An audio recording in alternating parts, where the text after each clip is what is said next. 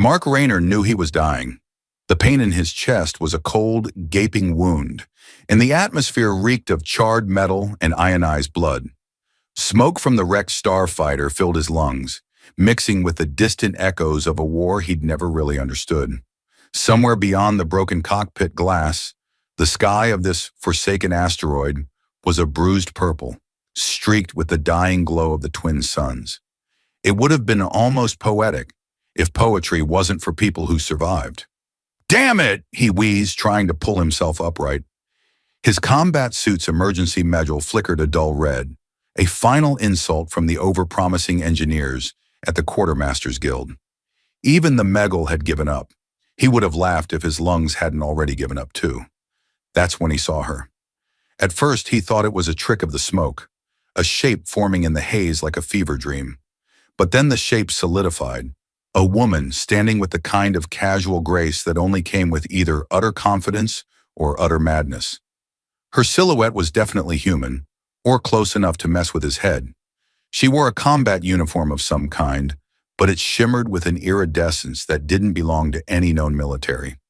And those ears, long, elegant, like they'd been carved by some cosmic sculptor with a sense of humor, twitched as she regarded him. "Congratulations," she said, her voice like honey spiked with static. "You've officially hit rock bottom." She stepped closer, boots crunching on shattered glass. Or rather, rock asteroid. "Honestly, this place is a dump. You humans picked the worst spots to die." Mark tried to respond, but all that came out was a wheeze that sounded suspiciously like a dying accordion. He clutched his chest, glaring at her. She crouched beside him, eyes dark as the void. Her fingers, gloved in something that looked suspiciously like living tissue, brushed the edge of his wound. "Oh, that's nasty," she muttered, almost to herself. "Gonna need a whole lot of fixin'." She lifted her gaze to meet his, and he swore he saw stars swirling in their depths. "Good news is, I specialize in nasty.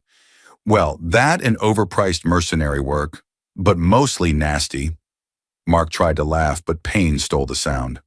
Who are you?" He managed each word a battle. She leaned in close enough that he could smell something like ozone mixed with lavender. "Name's Zephira," she said. "You can call me Zeph, or, well, you'll probably call me a lot of things once you realize what I'm about to do. But hey, desperate times, right?" His vision blurred. He was dying. No question about that. But something in her tone, a mix of mischief and promise, anchored him to consciousness. Zephira sighed dramatically. "Look, you've got two choices. One, I let you die here like some tragic hero from a cheap pulp flick. Two, I save you, my way." She bared her teeth, sharp, elegant, a predator's grin. "My way involves biting, and, some, let's call it cosmic bonding.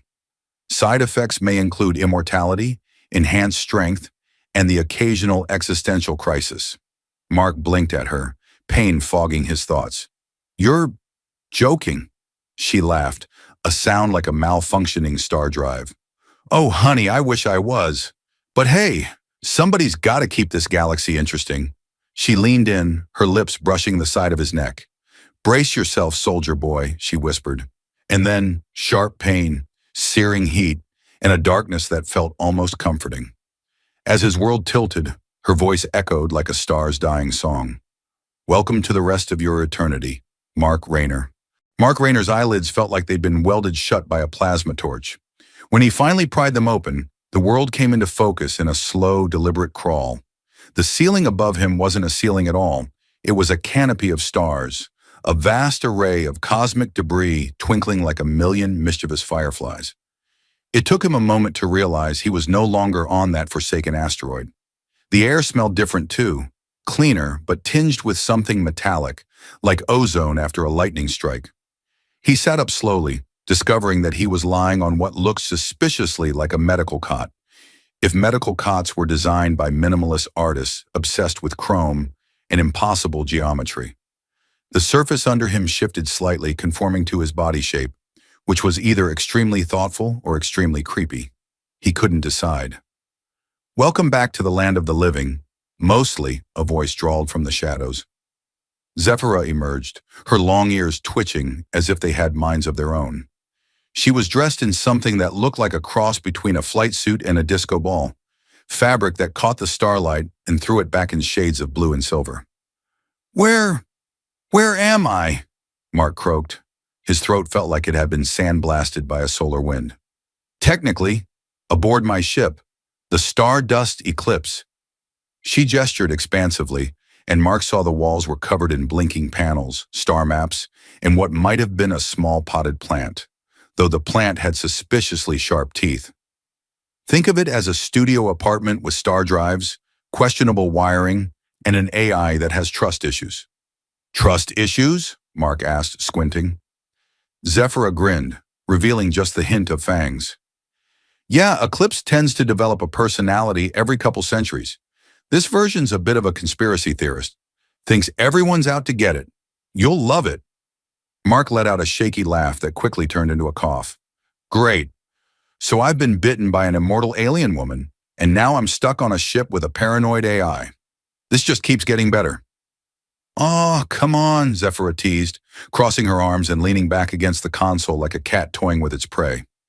It's not all bad. You've got a new lease on life. Sort of. And I saved your sorry hide, didn't I? Yeah, Mark muttered, touching his neck where she'd bitten him. The skin there felt strange, warmer than the rest of him, like an ember that refused to cool. Zephyra's grin faded, her expression softening. You're adjusting. The blood bond isn't exactly a smooth process. Your DNA's probably having a cosmic meltdown trying to figure out if you're still human. Am I? Mark asked, voice low. Zephyra tilted her head, her long ears framing her face in a way that made her look both otherworldly and strangely vulnerable. Technically, yes. Practically, you're more, stronger, faster, harder to kill, which will come in handy, trust me, because the galaxy is a mess and you're now officially on the guest list. Guest list for what? Mark asked, dread settling like a cold weight in his gut. She laughed, a quicksilver sound that bounced off the metal walls. Everything. Fugitives, bounty hunters, interstellar warlords. And all right, those lovely government types who'd love to dissect you in a lab somewhere. But hey, no pressure. Mark sank back onto the cot, staring at the star canopy. Fantastic, he muttered. Remind me to thank you later. Zephyra leaned in, her grin wicked. You're welcome. Now get some rest, soldier boy. We've got a galaxy to not get killed in. The Stardust Eclipse shimmered with shifting lights as it coasted through the cosmic dark. A starship that looked like it had been built by a bored artist with a love for symmetry and questionable wiring. Mark Rayner wandered its corridors in a state of half wonder, half bewilderment. He'd seen plenty of starships in his time. Military frigates, blocky transports, sleek fighters, but none quite like this. Panels hummed with alien runes that flickered between symbols he couldn't decipher and a suspiciously cheeky smiley face every time he looked too closely. Eclipse, he muttered. You've got a weird sense of humor. A small display screen next to him blinked to life, flashing a single word. Agreed. He jumped. You talk? The screen changed. Define talk. I process your voice and respond using pre-programmed. Mark smirked. Yeah, okay, talk. Great. And you can read my thoughts too? The screen's response came with a digital snort. Not yet. Working on it. He let out a sigh and kept walking. The corridor split off into branching passages like veins in a living creature, each one humming with the same faint bioluminescence he'd seen in Zephyra's suit. He found her in what passed for the command center, a crescent-shaped room with a curved window offering a view of the endless night, punctuated by nebulae that glowed like bruised fruit. Zephyra lounged in the captain's chair, one leg draped lazily over the armrest. She was fiddling with a small sphere that projected holographic star maps, each one more elaborate than the last. Her long ears twitched in time with some silent beat only she could hear. Hey there, sleeping beauty, she drawled, eyes flicking up to meet his. I was starting to think you'd merged with the ship's plumbing. Mark rolled his eyes. Ha ha, very funny. You know, for an immortal blood-sucking alien, you've got the sense of humor of a Terran stand-up comic. She grinned. Don't knock it. Humor's a survival mechanism. Besides, I've spent enough time in backwater starports to pick up all kinds of terrible jokes. She set the star map aside and motioned him over. Come here. I want to show you something. Mark obeyed, partly because curiosity still burned inside him, but mostly because she had a knack for making the galaxy feel less like a cold, endless void and more like an inside joke he might actually get. The star map hovered between them, a luminous tangle of blue and gold lines that twisted and writhed like a living thing. Zephyra gestured to a cluster of worlds, each one marked with alien glyphs that made his eyes water. That, she said, pointing at a particularly bright point, is Vrax's station, home to the best black market in this sector. If we're going to survive, well, you're going to survive now that you're all bitey. We need supplies. Eclipse is due for a tune-up, and I need to refuel. Plus, there's a contact there who owes me a favor. Mark squinted. A black market? That doesn't exactly sound safe. She laughed, a short, musical bark that was entirely too charming. Safe is boring. And besides, I'm immortal. Worst that can happen is I lose a bet and have to babysit some smuggler's pet Raxic for a decade. Her grin widened. It's happened before. Mark shook his head, exasperated. This is insane. She clapped him on the shoulder, her long fingers cool against his skin. Welcome to the rest of your life, soldier boy. She sobered just for a second. You're not alone anymore, okay? And in this galaxy, that's saying something. Mark let out a sigh that felt like it came from somewhere deeper than his lungs. Okay, Vrax's station. Let's do this. Zephyra's grin returned, wicked and bright as a nova. That's the spirit. The Stardust Eclipse drifted into the orbit of Vrax's station like a ghost ship with a questionable maintenance record. Its hull shimmered with the fading glow of ancient runes, and the faint vibrations under Mark's boots felt like the purr of a predator half awake. From the viewport, the station looked like a junkyard that had decided to unionize. Tangled towers of rusted metal, neon signs flickering in languages Mark couldn't even begin to guess at, and a constant flow of ships docking and departing with the casual chaos of a pirate's festival. Zephyra leaned against the console, arms crossed, long ears twitching like antennae in a solar storm. Home sweet hive of scum and villainy, she announced, voice dripping with fond sarcasm. Seriously, Mark, you've never seen a more diverse collection of shady characters and overpriced drinks? Mark glanced at the station, his jaw tightening. And we're going there. Why again? She gave him a look that suggested he'd just asked why stars twinkle. Because, my dear blood-bound buddy, Eclipse's fuel cells are lower than a star whale's belly. I need to upgrade her AI's paranoia subroutines. He's starting to think the coffee machine's plotting against him. And because I want to show you how the galaxy really works, think of it as cultural enrichment, with a side of possible blaster fire. He snorted, trying to hide the nerves in his gut. Sounds like a field trip from hell. Zephyra's grin was all teeth and mischief. That's the spirit. Now grab your gear, and don't forget to keep that charming, newly immortal head of yours on a swivel. Vrax's station's got more traps than a bored bounty hunter on a Friday night. The docking bay airlock hissed open with a sound that made Mark think of a sigh, like the ship itself was reluctantly letting them leave. The station air was thick with ozone, engine grease, and the tang of 100 different cuisines trying and failing to coexist. Aliens of every shape and description bustled around them. A tentacled vendor haggled with a trio of one-eyed miners. A reptilian street performer juggled plasma torches. And somewhere in the distance, a drunken robot belted out karaoke in a language that sounded suspiciously like ancient Sumerian. Zephyra navigated the chaos like she'd been born to it. Her long ears flicked whenever someone got too close, and she threw insults and greetings with equal charm. Mark trailed after her, trying to keep his head on a swivel and his mouth shut. They ducked into a neon-lit alley that smelled like fried starfish and broken dreams. At the far end stood a battered door marked with a flickering symbol that looked like a stylized black hole wearing a top hat. Zephyra rapped on it 3 times, paused, then knocked twice more. A small viewport slid open, revealing a single eye on a stalk that wobbled like a startled pudding. "Password?" it demanded in a voice that sounded suspiciously like Eclipse's, but with a heavy accent Mark couldn't place. Zephyra rolled her eyes. Zephyra, Bitey, Mark, supplies. Let's get this over with. The eye blinked twice, then the door creaked open, revealing a corridor lit by strips of bioluminescent fungus. You always know how to make an entrance, the voice drawled. Inside, Mark found himself in a cavernous room that defied geometry, with walkways that looped back on themselves and a ceiling that dripped with moisture, or possibly something more sinister. In the center, a merchant stall glowed with an unsettling organic light, displaying everything from plasma weapons to jars of pickled starfish. Zephyra nudged him. Welcome to Varaxis' best and only discount everything store. She winked, her long ears wiggling in amusement. Let's hope they take credit. Mark's boots squelched unpleasantly on the bioluminescent fungus that carpeted the floor of Varaxis' most questionable discount everything store.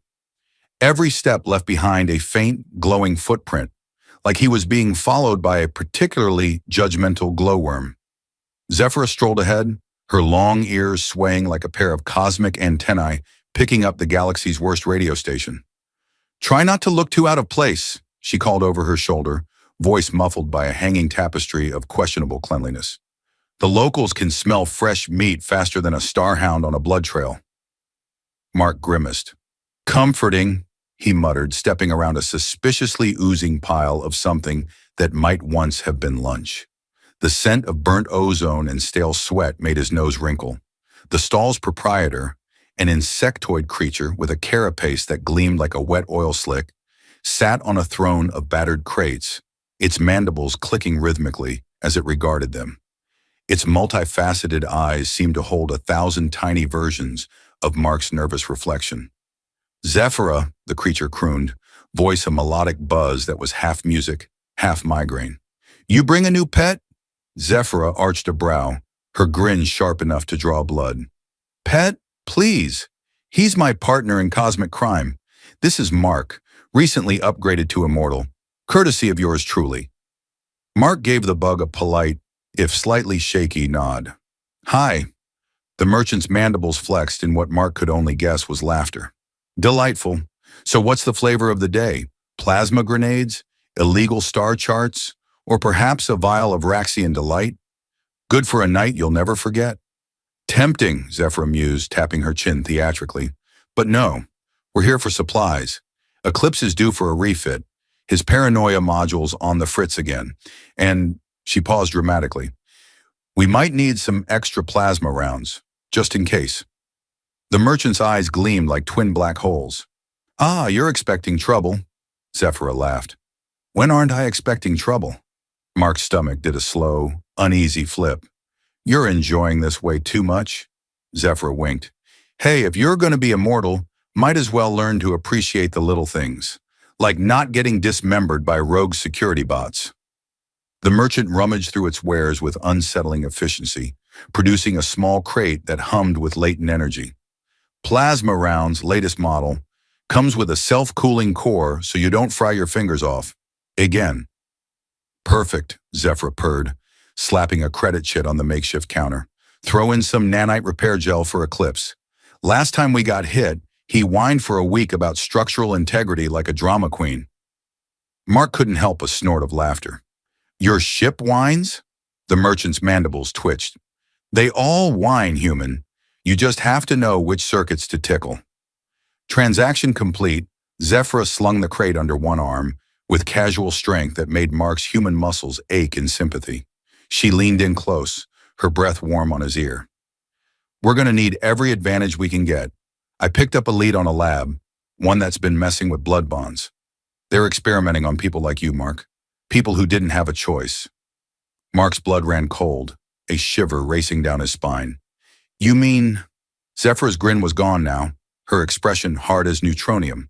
Yeah, we're going to shut it down, and maybe find some answers while we're at it. Mark met her gaze, steel in his own now. Then let's make sure we're ready. She grinned again, sharp, dangerous, and just a little bit wicked. That's the spirit, soldier boy. Let's show the galaxy what a vampire-alien hybrid and her freshly immortal partner can do. The Stardust Eclipse glided through the silent black like a shadow come to life, its hull patched with hastily applied plates and scorched by near misses.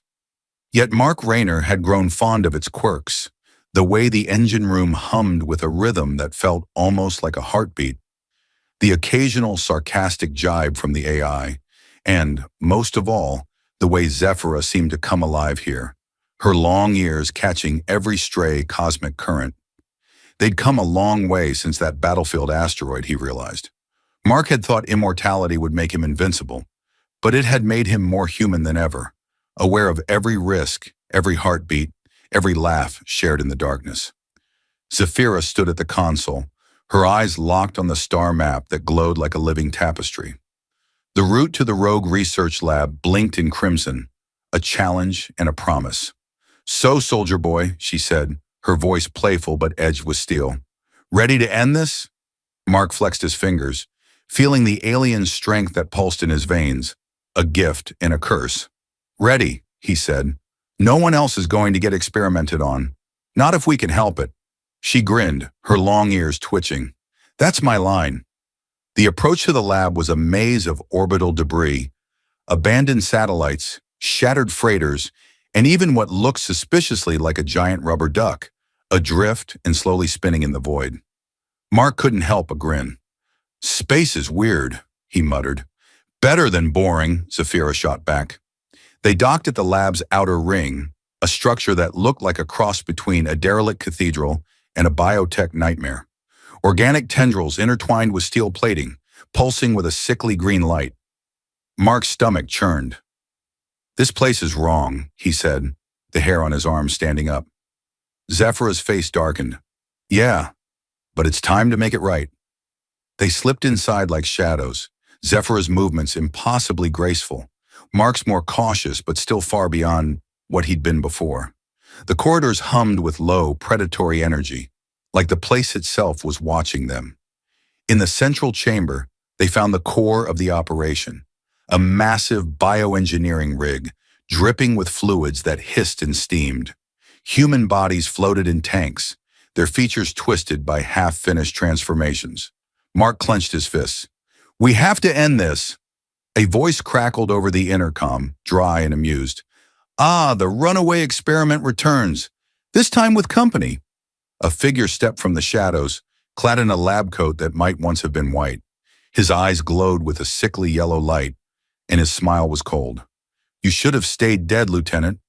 Mark stepped forward, feeling the bond with Zephyra surge inside him like a star-going nova. "I didn't die, I evolved," the scientist sneered. "Evolution is a messy business."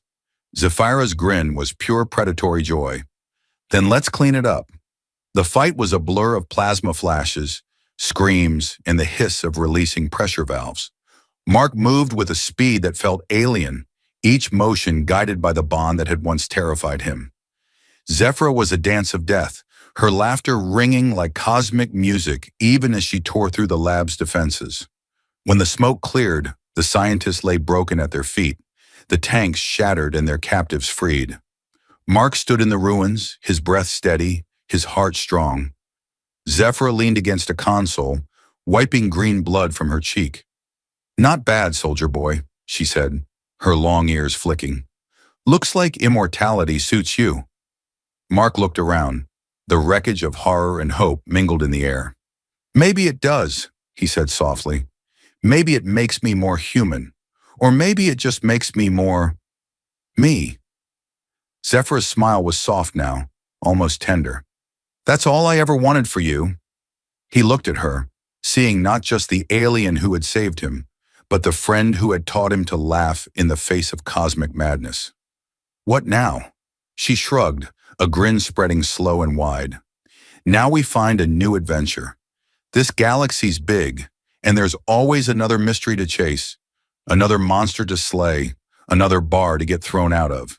Mark chuckled. "Sounds like a plan." Together they stepped back aboard the Stardust Eclipse, the stars waiting, eternally vast, eternally hungry. But this time Mark felt ready. He wasn't alone anymore. And somehow in the chaos and the laughter, he'd found a place where he belonged.